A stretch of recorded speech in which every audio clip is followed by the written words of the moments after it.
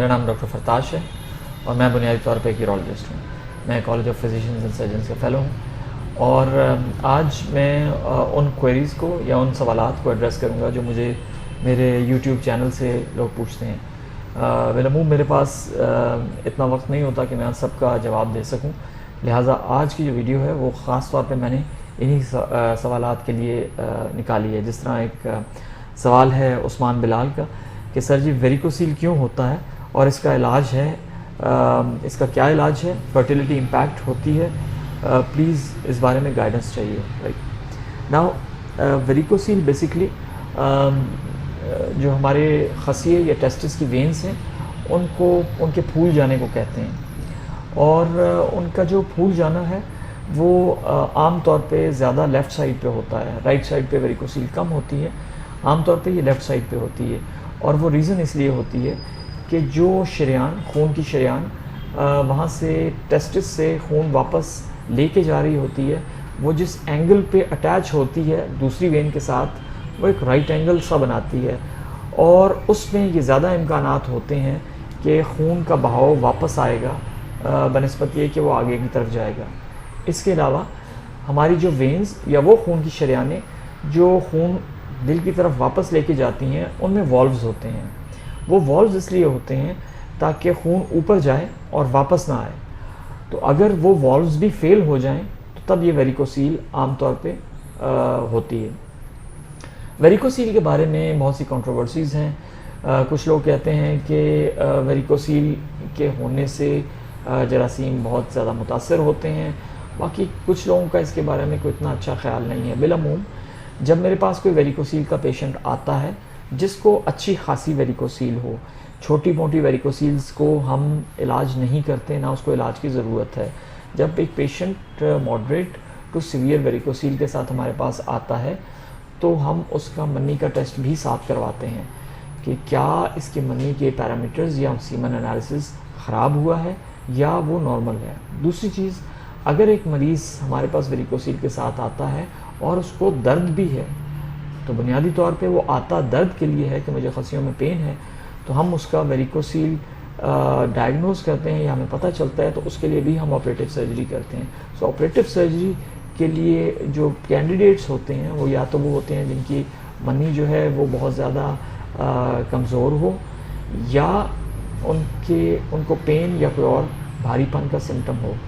تو ویریکوسیل کئی دفعہ پیرامیٹرز کو، سپرم کے پیرامیٹرز کو یا منی کو کمزور کر سکتی ہے، اور اس کا علاج بالعموم آپریشن ہی ہوتا ہے.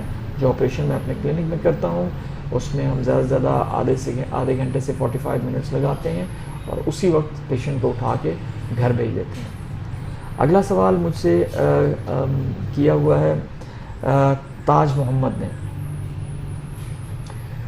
تاج محمد کا سوال یہ ہے کہ سر مجھے وینس لیک ہے، اس کا بیسٹ ٹریٹمنٹ کیا ہے، پلیز رپلائی. ناؤ جو وینس لیک ہے وہ بنیادی طور پہ یہ چیز ہے کہ جب آپ کو اریکشن آئے، سختی آئے پینس میں، تو وہ مکمل نہیں آتی، بیکاز جو اصول ہے اریکشن کا یا ہوشیاری کا آپ کے پینس میں وہ یہ ہے کہ اس میں خون جائے لیکن خون واپس نہ نکلے. اور اگر خون واپس لیک کرے گا تو آپ کو جو اریکشن آئے گی وہ نرم آئے گی اور یہ متواتر ہوگا. مطلب یہ نہیں ہوتا کہ آپ کو ایک دن اچھی اریکشن آ گئی اور دوسرے دن نرم اریکشن آ گئی، وہ وینس لیک نہیں ہوتی. وینس لیک میں ایک مریض کو سختی آتی ہی نہیں ہے اور کبھی بھی سختی نہیں آتی، اور اس کا جو ہوشیاری ہے وہ نرم رہتی ہے. بالعموم جب ایک پیشنٹ میرے پاس ایسے آتا ہے تو ہم اس کو میڈیسنز ایڈوائز کرتے ہیں. کئی دفعہ میڈیسن سے ہی وہ کور ہو جاتا ہے اور اس کی وینس لیک پہ وہ جو میڈیسنز ہیں وہ اچھا اثر ڈالتی ہیں اور اس کو اریکشن اتنی آتی ہے کہ وہ بیگم کے ساتھ مباشرت کر پاتا ہے.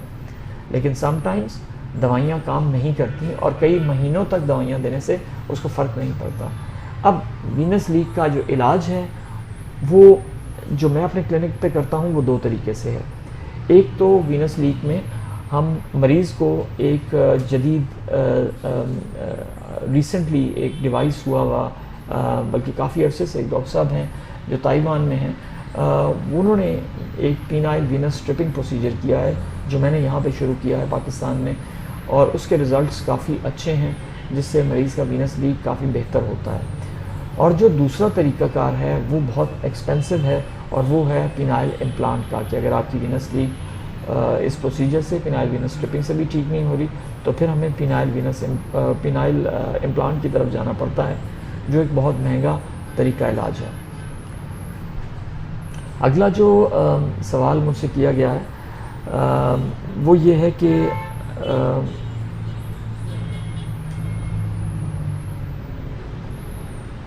کڈنی میں کیلشیم آکزیلیٹ کی سٹون بہت بنتے ہیں, اس سٹون کو بنانے سے روکنے کے لیے کیا احتیاط کرنی چاہیے؟ یہ احمد توقیر صاحب نے مجھے یہ کویسچن بھیجا ہے. اب جو کڈنی کا سٹون ہے اس میں اس کے بہت سے ریزنز ہوتے ہیں, اور پاکستان بنیادی طور پہ کڈنی کے سٹونز کے لحاظ سے ریڈ بیلٹ میں یا ریڈ زون میں لائی کرتا ہے, جہاں پہ بہت زیادہ کڈنی کے سٹونز بنتے ہیں. جو بالعموم طریقے ہیں کڈنی کے سٹون سے بچاؤ کے, وہ میں آپ کو بتا دیتا ہوں. نمبر 1, ایک تو آپ نے کیلشیم مناسب مقدار میں کھانی ہے. اگر آپ کیلشیم کم کھا رہے ہیں تو آپ کو سٹونز بنیں گے, یا اگر آپ میں کیلشیم کی بہت زیادہ مقدار ہے تب بھی آپ کو سٹونز بنیں گے. اگر آپ کو کوئی ہارمونز کا پرابلم ہے تو اس میں بھی آپ کو سٹون بننے کا خدشہ ہے. اگر آپ کو کوئی موروثی بیماری ہے تو اس میں بھی سٹونز بننے کا خدشہ ہے. جو بنیادی احتیاطیں ہیں وہ یہ ہیں کہ آپ نے اینیمل پروٹین یا جو اینیمل سے حاصل کی پروٹین, گوشت, انڈا, دودھ, دہی, ان کو کم استعمال کرنا ہے. احتیاطاً میں مریض کو دالیں, لوبیا, چاکلیٹ, کافی بھی منع کرتا ہوں یا کہتا ہوں کم استعمال کریں. بند کوئی چیز نہیں ہے, آپ کو لے سکتے ہیں لیکن کم مقدار میں. دوسری چیز یہ ہے کہ آپ نے روزانہ 6 سے 8 گلاس پانی کے استعمال کرنے ہیں. تیسری چیز یہ ہے کہ آپ نے مالٹے کا رس یا لیمو پانی زیادہ استعمال کرنا ہے. نمک اور خشک میوہ جات بھی کم استعمال کریں. یہ تمام بنیادی چیزیں ہیں, لیکن اگر آپ کو سٹونز بار بار بن رہے ہیں تو میرا یہ خیال ہے کہ آپ کو تھورولی آپ کا ورک اپ ہونا چاہیے اور ہمیں دیکھنا چاہیے کہ اس کی کیا وجوہات ہیں. آپ کا بہت بہت شکریہ.